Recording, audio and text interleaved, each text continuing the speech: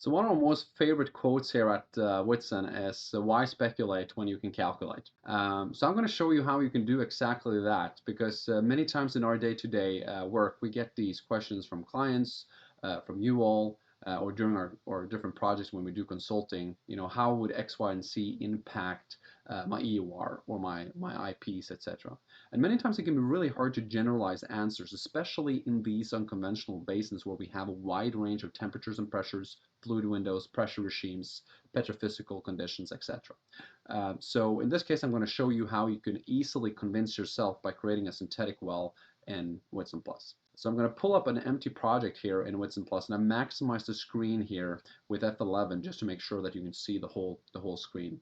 And as you all know, up to the right here, I can go ahead and add a well, and I'm going to just add a simple example well. And I've been tasked here to provide an opinion on kind of a volatile oil region. Let's say it's 2,000 scuffs per barrel. So I need to initialize my PBT here with let's say 2,000 scuffs per barrel. Let the software go ahead and predict the fluid composition for me, generate that phase envelope that we like to look at right here, and also the tables that I need as an input in my simulation work. And then I'm actually going to go straight down to my numerical model, and I'm going to leverage this feature called or this well control feature called BHP synthetic. Because in this case, you know, I don't have any data. I could do exactly the same things that I'm going to show you now if I had data too.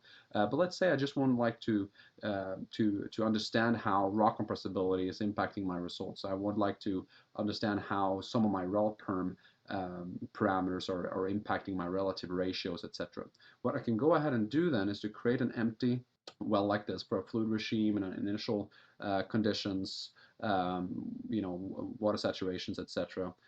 Maybe some petrophysical properties, maybe also some completion parameters that make sense for what I would like to study, and then I can go straight into sensitivities and actually bulk run you know, some cases to increase my own understanding.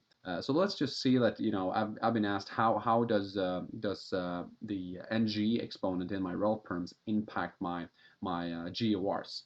So then I can just go here in sensitivities and ensure that I still have and I'm using this well control option here called BHP synthetic, and I'll explain what that does in a second. I open the well control or the sensitivities input card right here. I click the Cori or the gas Cori exponent, the NG. I'm going to click save.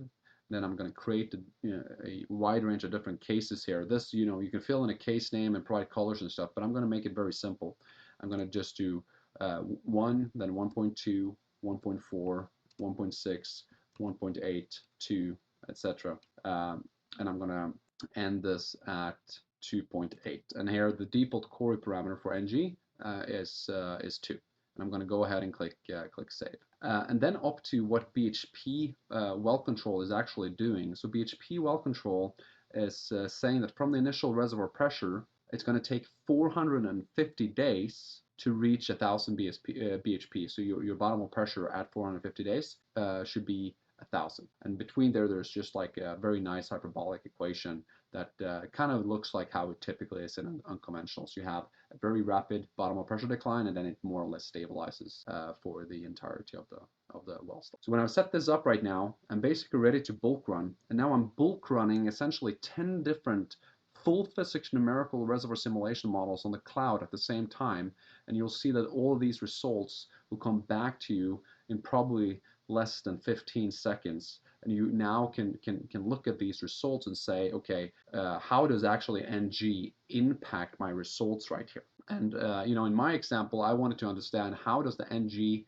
impact my producing GOR. So here it's really clear that it's, you know, as long as I'm below the so-called saturation pressure, so for this well, it's a volatile oil well, so below the so-called bubble point, my GOR is essentially constant. And in these different sensitivity views, I can go in and then maximize and expand my screen so that I get a little bit more real estate. I can also name these cases if I want to in the modified case option here, but I'm going to skip that for now. And I can also spread these colors if I like to look at a different color scheme. But here it's very clear to me that, you know, until a certain pressure, which I know here in this case is the so-called bubble point, the GOR will be constant. And we know that that's the definition of the undersaturated region. As long as I'm above that pressure, my composition is constant, hence my GOR will be constant. But then we see something that's very interesting and a very, very different GOR profile versus time.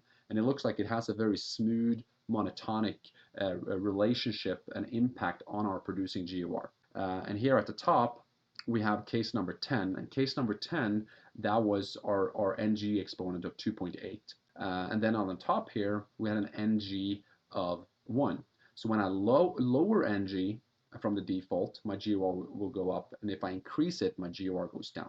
And that's just one way you could use the synthetic numerical models to increase your understanding when it comes to different reservoir parameters. And here, it's just your imagination that will provide limits for what you can study here in practice. So I encourage you to go in here next time you have a question, whether it's related to a reservoir parameter or a rel perm parameter, for instance, different drawdown strategies, etc. Don't speculate. Go in here and calculate.